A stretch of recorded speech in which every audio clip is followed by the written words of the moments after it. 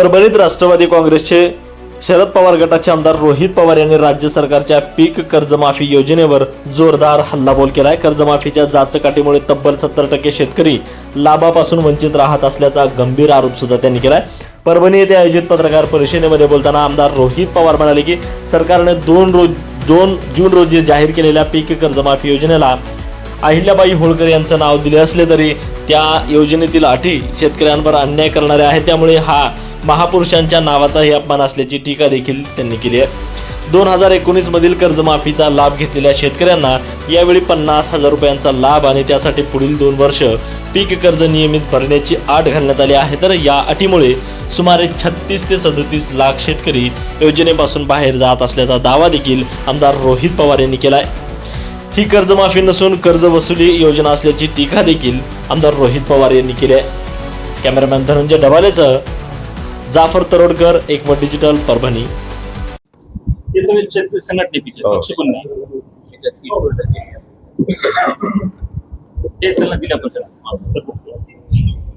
अनेक महिन्यांपूर्वी सर्व शेतकरी नेते व सामान्य शेतकरी मिळून एक मोठं आंदोलन महाराष्ट्रामध्ये झालं होतं आणि सामान्य शेतकऱ्यांची मागणी होती की आम्हाला कर्जमाफी झाली पाहिजे। गेली कर्जमाफी 2019ला झाली होती महाविकास आघाडीच्या काळामध्ये।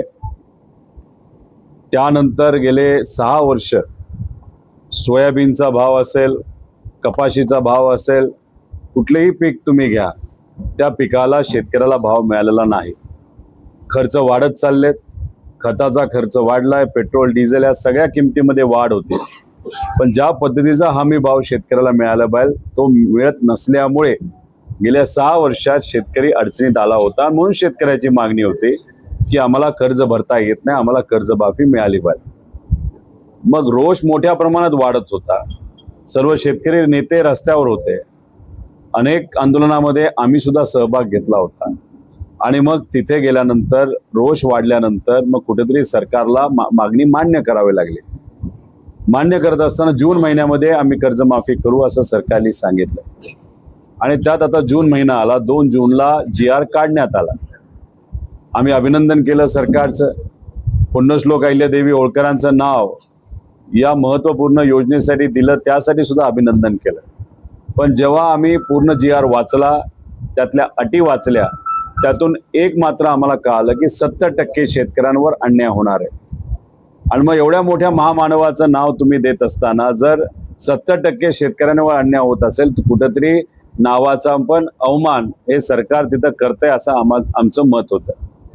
याच्यामध्ये 2 प्रामुख्याने अटी आहेत। एक अट म्हणजे 2019 मध्ये ज्या शेतकऱ्यांनी कर्जमाफीचा लाभ घेतला त्या शेतकऱ्यांना फक्त 50,000 रुपयाची कर्जमाफी होणार आणि मग ज्याचं समजा OTS मध्ये गेलं, ज्याचं 50,000पेक्षा जास्त आज कर्ज थकीत असेल तर त्यांना वरचे पैसे भरावे लागतील आणि 50,000च मदत होणार।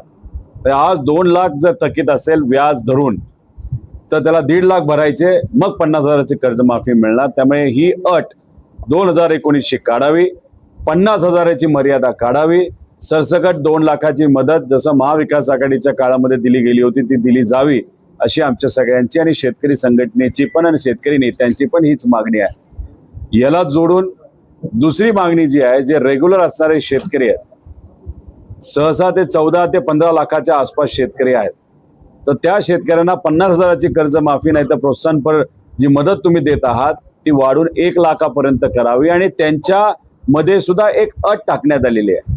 ती अट काय तर 25, 26 आणि 26, 27 या 2 वर्षामध्ये सुद्धा कर्ज हे थकीत नसावं।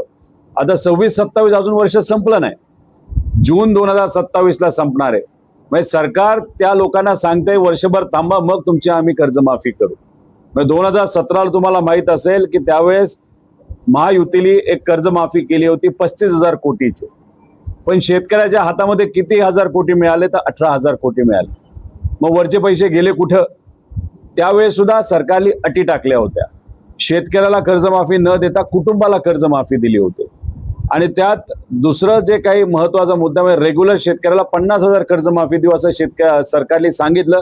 दुर्दैवाने ती कर्जमाफी आतापर्यंत मिळाली नव्हती।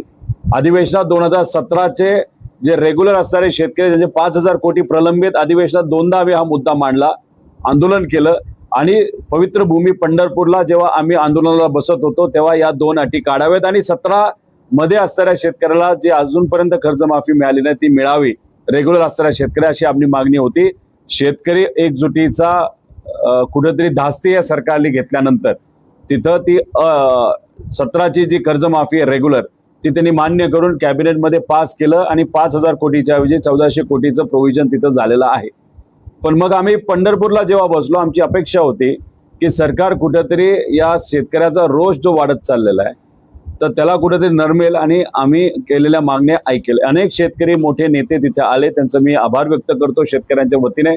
आणि तिथे आल्यानंतर मग सरकारकडनं महाजन साहेब जे आले होते त्यांनी त्या पवित्र भूमीमध्ये शब्द दिला, तो सुद्धा मीडियासमोर दिला.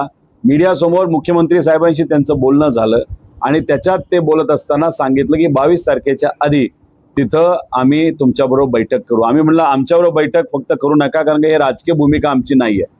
याच्यात आमच्या पक्षातले नेते घ्या, शशिकांत शिंदे साहेब, उद्धव ठाकरे साहेबांच्या पक्षातले नेते घ्या, काँग्रेसचे नेते घ्या आणि त्याच्याचबरोबर राजू शेट्टी साहेबांना घ्या, त्याचबरोबर अजित नवले साहेबांना तुम्ही घ्या, जे बुलढाण्यामध्ये आपले तुपकर भाऊ जे आंदोलनात त्यावेळेस बसले होते त्यांना तुम्ही घ्या, बच्चू कडूंना घ्या आणि इतरही सर्व जे शेतकरी नेते त्यांना घ्या. आम्हाला यात राजकारण करायचं नाही, फक्त मार्ग निघाला पाहिजे. हो बोललं गेलं, पण दुर्दैव असं 22 पर्यंत कुठे निर्णय झाला नाही, चर्चा सुद्धा झाली नाही. अजूनपर्यंत त्यांच्याकडनं संदेश आलेला नाही. याच्यात राजकारण होऊ नये अशी आमची भूमिका होती. सरकारने त्या पवित्र भूमीमध्ये शब्द दिला, आम्ही विश्वास ठेवून आमचं आंदोलन मागे घेतलं. पण 22 पर्यंत जर त्यांनी बोलावलंच नसेल, चर्चाच झाली नसेल आणि तसं हे जर पुढे जाणार असेल तर हे आम्हाला पटणारं नाही. म्हणून आम्ही निर्णय घेतलेला आहे, सर्वांनी निर्णय घेतलेला आहे. हे शेतकरी आंदोलन आहे, रोहित पवार फक्त एकट्याचं आंदोलन नाही, सगळ्यांचं आंदोलन आहे. 29 तारखेला मराठवाड्यासाठी एक फार मोठं आंदोलन शेतकरी उभं करणार आहेत. आपल्या कुठलं ते संभाजीनगरमध्ये, पण ते जागा कुठली ते केम्ब्रिज चौकामध्ये सकाळी 10:30 वाजता हजारो शेतकरी तिथे येतील. त्यावेळेस अधिवेशन सुरू झालेलं असेल, तिकडं मुंबईत अधिवेशन असेल आणि इकडं आमचं शेतकरी आंदोलन असणार आहे. त्याच्यामध्ये काँग्रेसचे नेते येत आहेत, उद्धव ठाकरे साहेबांच्या पक्षातले नेते येत आहेत, शेतकरी नेते येत आहेत, सर्व पक्षीय मिळून आणि संघटना मिळून ते आंदोलन तिथं आपण करत आहोत. मोठं आंदोलन असणार आहे. इथं आंदोलन, तिथं अधिवेशन आणि काही झालं तरी अधिवेशनामध्ये शब्द जोपर्यंत दिला जाईल तोपर्यंत आम्ही त्या रस्त्यावरनं उठणार नाही. अन्यत्याग आंदोलन नसून हे रस्त्यावरची लढाई आहे, रस्त्यावरचं आंदोलन आहे. त्यामुळे 29 तारखेला मोठ्या संख्येने लोकांनी यावं. या अनुषंगाने आम्ही जिल्ह्यामध्ये जाऊन, विविध जिल्ह्यांमध्ये जाऊन आम्ही बैठका घेतोय. धाराशिवची बैठक झाली, त्यानंतर लातूरची बैठक झाली, नांदेडची बैठक झाली, सकाळी हिंगोलीची बैठक झाली आणि आज इथं आपण परभणीमध्ये बैठक घेत आहोत. जालन्याचे लोक आत्ताच फोन करतात, तिथेही बैठक आपल्याला घ्यायची आणि त्यानंतर छत्रपती संभाजीनगरची बैठक आहे. छोटंसं उदाहरण आपल्याला सांगतो कशा पद्धतीने अटीतटी टाकल्या जातात. गेल्या वर्षी आपल्या या जिल्ह्यामध्ये अतिवृष्टीमध्ये शेतकऱ्याचं खूप मोठं नुकसान झालं होतं. आपल्यालाही माहिती असेल की लाखो हेक्टर म्हणजे 4.94 लाख हेक्टरचं नुकसान झालं होतं. अपेक्षा शेतकऱ्यांची होती की जे सरकारने जाहीर केलं होतं त्या अनुषंगाने विमा कंपनीकडनं आणि सरकारकडनं आपल्या या जिल्ह्यासाठी 1800 कोटी रुपये येतील असा अंदाज होता. एवढं मोठं नुकसान झालं होतं. पण आले किती? तर आता तुम्ही बघा, खरीप 2023 मध्ये जेव्हा कर्जमाफीची याची कर्ज विम्याची योजना होती, पीक विम्याची, आणि त्यावेळेस 4 ट्रिगर होते, तेव्हा आपल्या जिल्ह्याला 2023ला 420 कोटी मिळाले. खरीप 2024ला 501 कोटी रुपये मिळाले. आणि जेव्हा हे ट्रिगर काढले, जे आम्ही अधिवेशनात बोलत होतो काढू नका, जेव्हा पाऊस अतिवृष्टी झाली होती तेव्हा बोललो होतो काढू नका, त्याचं नुकसान होईल, तेव्हा आपल्या या जिल्ह्यामध्ये फक्त विमा कंपनीकडनं किती रुपये आले? तर 145 कोटी रुपये आले.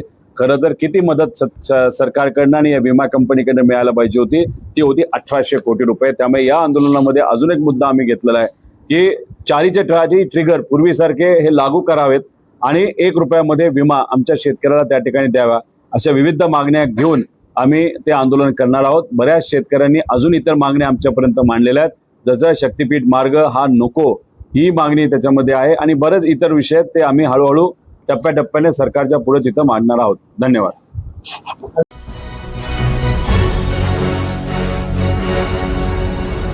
Thanks for watching Ekmat Digital.